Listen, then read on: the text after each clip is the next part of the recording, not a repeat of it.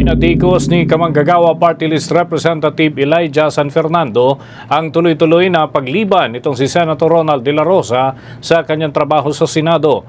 Sa isang mensahe, tinukoy nga ng bagitong kongresista ang patuloy na pagtanggap ng senador ng kanyang sahod sa kabila ng kanyang pagliban sa mga sesyon, budget deliberation at iba pang kaganapan sa mataas na kapulungan. Ayon sa kongresista, mistulang nagpapakasarap sa buhay ang naturang senador sa kabila ng hindi niya paggampan doon sa kanyang trabaho dahil sumasahod ito kada buwan ng hanggang 300,000 pesos. Tinukoy din ng mambabatas ang kalagayan ng mga manggagawa sa ating bansa na kadalasan ay no work, no pay. Ang kanilang dinaranas sa mga kumpanya na kanilang pinapasukan habang ang mga halal na opisyal tumatanggap ng napakalaking sahod sa kabilayan ng kanilang pagliban sa trabaho. Dapat aniyang makita ng publiko na nagtatrabaho ang kanilang inihalal na opisyal na sila rin mismo ang nagpapasahod. Narito ang bahagi ng mensahe ni Kamanggagawa Party List Representative Elijah San Fernando.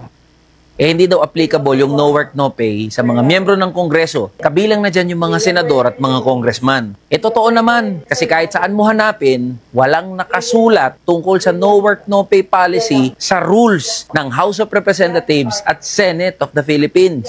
Pero di ba dapat di na-issue yan? Bilang mga halal na opisyal, keso senador ka o congressman, dapat automatic na pumapasok ka. Lalo pa nagpapasahod sa iyo mga manggagawa at ordinaryong Pilipino. Pag ordinaryong manggagawa, no work, no pay policy yan. May bagyo o wala, may special holiday o wala, inaasahan na papasok at papasok yan. Dahil pag di siya pumasok, wala siyang kikitain. So, anong mababalitaan natin? Merong mga congressman at mga senador, gaya ni Bato de la Rosa, na hindi niya na nagagampanan yung trabaho niya. Umattend ng mga committee hearings, gumawa ng mga batas. At itong nakaraan lang, budget deliberation sa Senado, hindi nga siya nagpakita. Tapos, buong-buo niyang makukuha yung sahod niya at mga benepisyo ng opisina niya.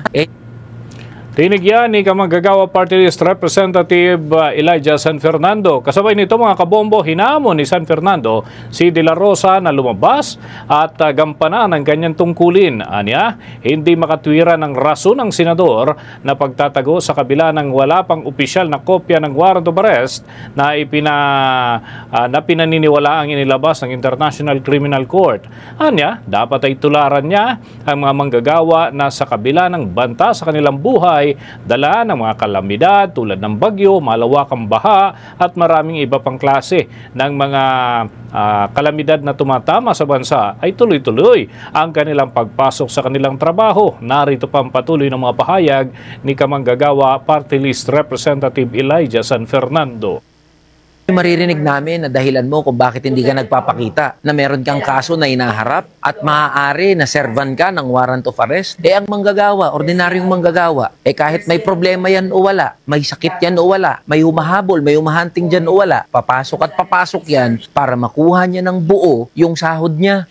Akala ko ba, Senator Bato, matapang ka, taharapin mo yan. Akala ko ba bring it on at hindi ka natatakot sa kung ano man yung kaso na isasampa. Maaaring warrant of arrest na ihain laban sa'yo. Di ba unethical na yung mga kagaya mong senador? Pati na rin yung mga congressman na hindi nagpapakita, hindi pumapasok, kumukuha pa rin ng sahod kahit walang ginagampanan na trabaho. Paalala ko lang sa inyo SG31 kayo. 300,000 kada buwan ang tinatanggap ninyo. Maririnig. Bagian mga kabombo ng mensahe ni Kamanggagawa Party List Representative Elijah San Fernando. Bukas naman ang Bombo Radio Philippines para sa mga pahayag o tugon ni Senator Ronald De La Rosa. At bukas din kami sa anumang interview kung sakasakali na magsasalita na ang naturang senador. For the most trusted source of news and information, visit our website at www.bomboradio.com. Follow us on Bombo Radio mobile app, Facebook, YouTube, TikTok, and X, formerly Twitter.